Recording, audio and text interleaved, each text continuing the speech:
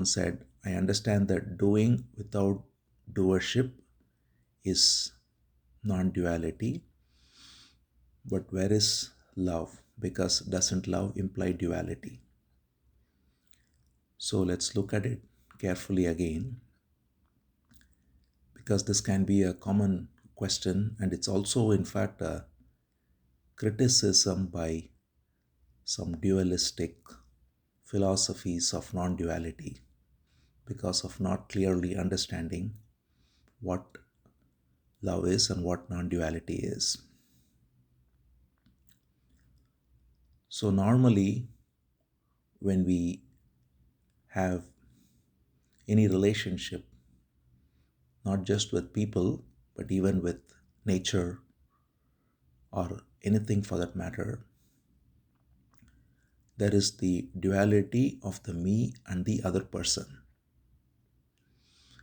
And the me can like the other person or the object or nature or anything of that kind. But when there is the duality of the me and the other person, the relationship is filtered through the lens of the me. So there is the past memory of me that is stored as an image, and there is the image of the other person as well.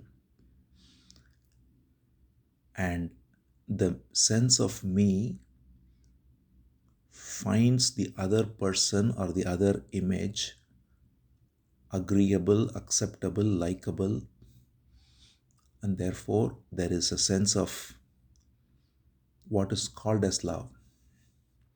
But in reality, that love is based on the projection of the me, and it can project into the future as well, that by being devoted to this person or this thing, this philosophy, this idea, I can get something out of it. So whenever there is this division that has this concept of time, then there is love that is tainted by the personal agenda, however pious it might be. One can even say that I am loving God for attaining liberation, but still there is an agenda of attaining liberation. That's why even in Bhagavatam, in many places it is said, even liberation is to be renounced as a goal, because that's also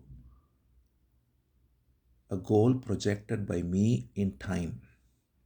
True liberation is to recognize that there is nobody to be liberated.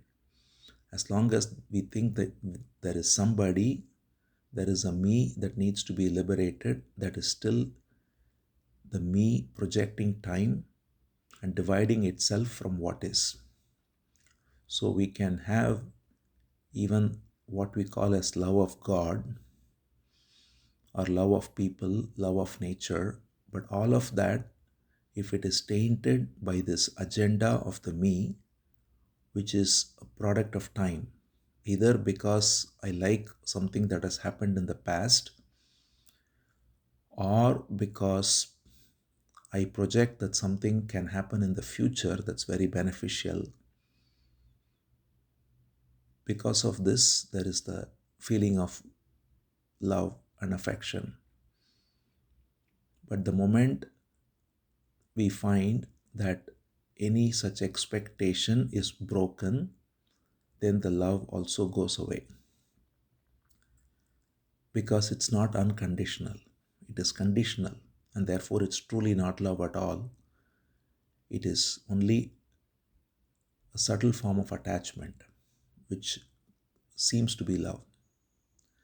Whereas if we look at it without this division, when I look at a person or look at nature or look at anything, if there is no projection of the me at all, if I see the person, that is, the seeing happens, there is no I seeing even. The eyes see, but there is no I seeing. There is seeing that happens. Similarly, there is listening that can happen, or any form of interaction. But that person or that event or that object even is accepted as is. There is no overlaying of the me and whether it is good for me, whether I like it, whether it is something that can benefit, whether it is something that's conducive for some future goal. No such consideration of any kind is there, and there is simply the holistic attention to what is. So when we look at it with a person, it's very easy to see the difference. When we see a person as they are, whatever they may do,